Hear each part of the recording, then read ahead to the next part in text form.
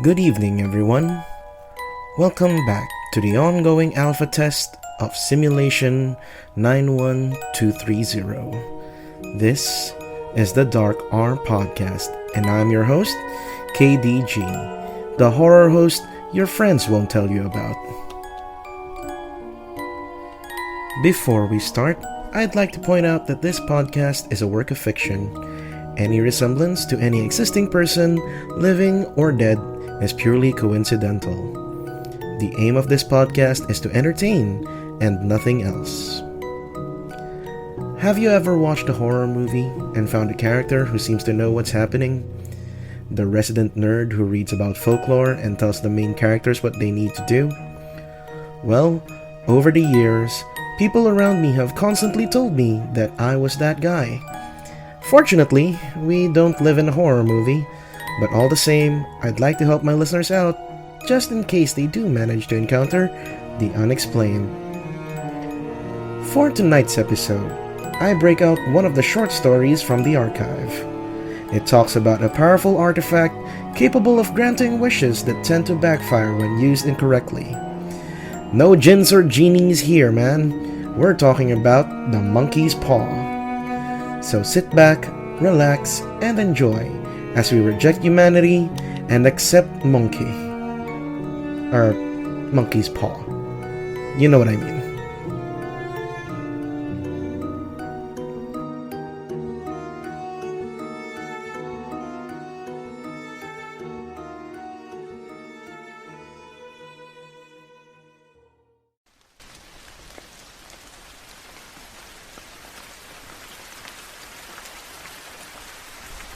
The rain never seemed to end that day. The funeral was solemn with a good number of people attending. Leonore and Alan Morton were a pillar of the scientific community, and many mourned as they took their final resting place. They would unearth many archaeological wonders all over the world despite their age. However, tragedy struck when a landslide in the Orient would bury the couple, leaving them stuck under tons of mud and dirt for days. The Mortons leave behind what little fortune they had with their children, Leo and Eddie. Leo opened the door to the house and wiped his feet before entering. He left the door ajar for his younger brother, who was still shaking off the rain from his umbrella before entering. "It's emptier than usual," Leo remarked, taking off his shoes and leaving them by the doorway.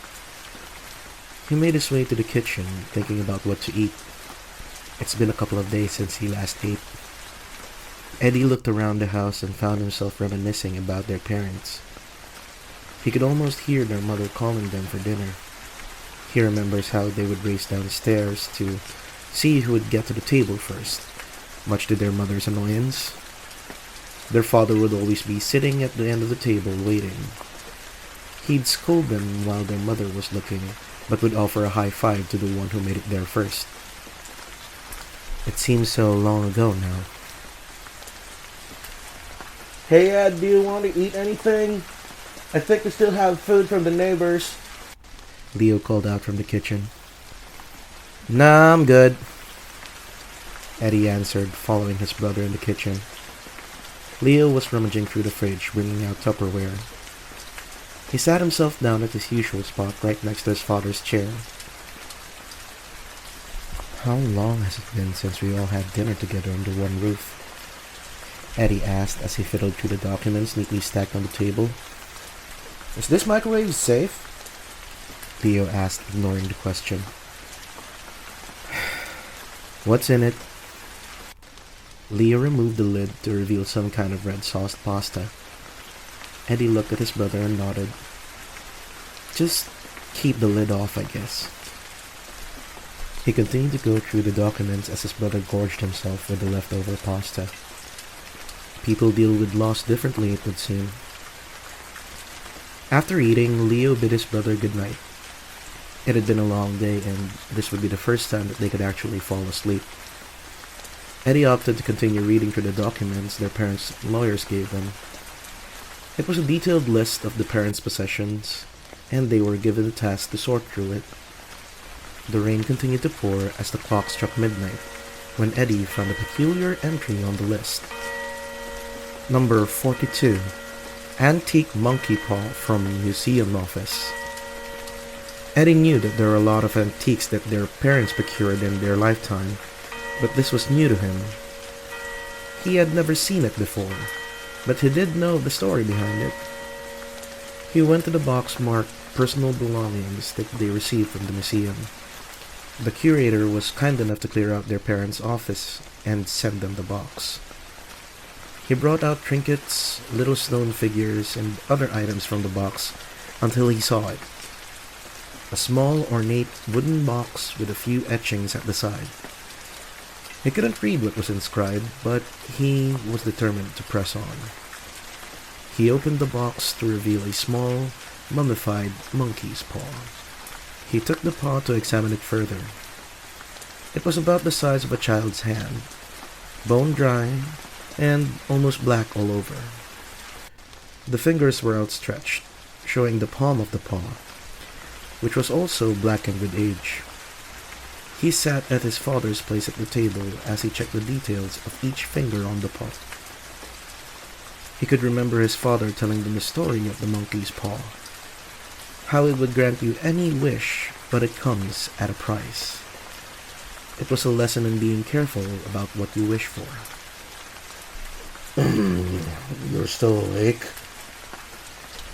Eddie almost dropped the artifact as his eyes darted to where the voice came from. Leo was standing near the kitchen doorway, giving his brother a confused look. Couldn't really sleep, Eddie sighed in relief. His brother shrugged and got some water from the fridge. After gulping down a full cup, he joined his brother at the table. The curator sent in their stuff then, huh? Anything interesting? Leo asked. Eddie bent over to pick up the monkey's paw to show his brother. Wow, never seen that before. A monkey's paw, right? Leo said, taking the paw from his brother. I remember Dad telling us about this thing. Never thought he actually had one. Yeah, Mom did say she didn't want to bring anything home from the museum. Eddie made his way to the fridge, getting some water for himself. I know we were told this thing was a bad idea waiting to happen, but it can't be that bad, right? Leo continued.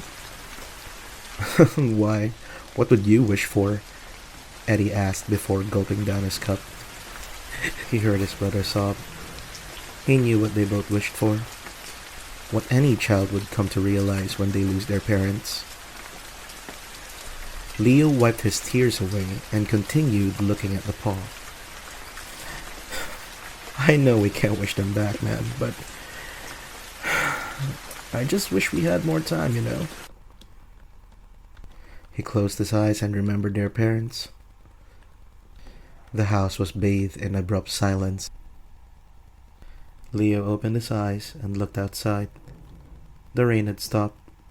He put the monkey's paw back in the case and left it open. Half asleep, he made his way back upstairs. Well, good night, Ed, he said, half-heartedly. Eddie stood there, the water staying perfectly still in his mouth. He couldn't move from his spot. Hell, he couldn't even bring his arm down. Panicking, he did what he could to move, but to no avail. It was then that he noticed the box. He looked at the monkey's paw and saw one finger curled up. Dad was right. We should really be careful about what we wish for.